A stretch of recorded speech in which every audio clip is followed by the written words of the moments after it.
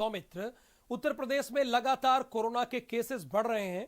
UP में corona से 165 लोगों की अब तक मौत हो चुकी है। यूपी में 6,352 लोग कोरोना के मरीज हैं। ये एकदम ओरिजिनल आंकड़ा है, 6,352। 24 घंटे में 273 कोरोना के मरीज मिले हैं। यूपी में अब तक कोरोना से 165 लोगों की मौत हो गई है। आज 273 नए केसेस सामने आए।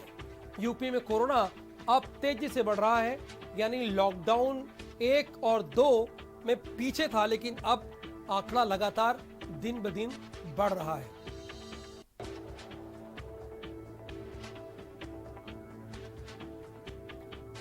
अब यूपी के गांवों में भी कोरोना बढ़ रहा है। सरकार को अब नई प्लानिंग करनी होगी। लॉकडाउन में मिलती ढील की वजह से भी ये चीजें हो रही है। ये एक बड़ी वजह है। हॉटस्पॉट में और सख्ती बढ़ानी होगी। और अभिषेक पांडे इस वक्त हमारे साथ लाइव जुड़े हैं, हमारे लखनऊ के संवाददाता हैं। अभिषेक, जो अब नए केसेस आ रहे हैं उनमें ज्यादातर कौन से लोग हैं? क्या वो प्रवासी मजदूर हैं या संपर्क में आए लोग हैं? किसी के घर में कोई बाहर से आया, उनके संपर्क में आए? अब किस तरह के केस सामने आ रहे हैं?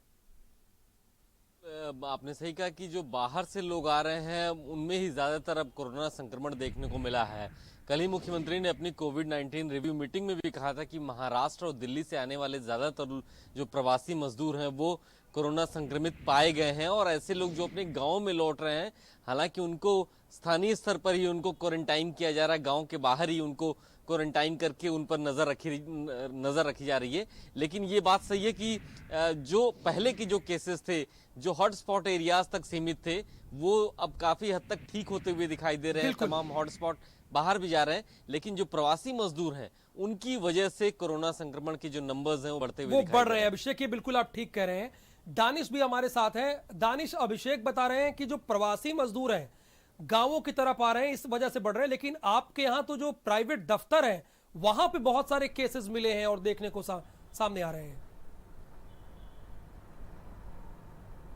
बिल्कुल, देखिए यहाँ पर ये कहना गलत ना होगा कि जब से यहाँ पर नए ऑफिसेस जो 33% स्टाफ के साथ ऑफिस खोलने के आदेश हुए थे, तो कई कंपनियां खुली, जिसमें से अगर हम एक मोबाइल कंपनी की, निजी मोबाइल कंपनी की बात कर लें तो वहाँ पर एक साथ 11 मरीज आए थे, जिसके बाद से तुरंत कंपनी को बंद कर दिया गया। तो कल भी नोएडा और ग्रेटर नोएडा दोनों कंपनियों को मिलाकर तकरीबन जो है 18 केसेस आए हैं। और ये वो कंपनियां हैं जो दोबारा से शुरू हुई हैं। तो जिस तरीके से आप पहले कह रहे थे कि हाँ, लॉकडाउन 4 में जब चीजें खुली हैं तो उसके बाद विस्तार ज्यादा हुआ है कोरोना वायरस का। तो नोएडा में फिलहाल अगर हम ये कहें कि बाहर से कोई आया है, काम कर रहा है, वो पॉजिटिव हो रहा है, ऐसा नहीं दिख रहा। लेकिन हाँ, ये जरूर है कि जहां पर कंपनियां खुली हैं वहां पर लोग पॉजिटिव आ रहे हैं, वहां के जो एम्प्लॉइज हैं वो पॉजिटिव आ रहे हैं, कई पत्रकार पॉजिटिव आए हैं। और साथ ही जो छोटे छोटे गांव हैं वहां पर जो लोग काम करने के लिए नोएडा या ग्रेटर नोएडा का जो शहरी क्षेत्र है वहां पर काम करते थे, वो भी पॉजिटिव आए हैं जब वो अपने गांव पहुंचे हैं। और ये तब हो पाया, जब ये तब पकड़ पाए हैं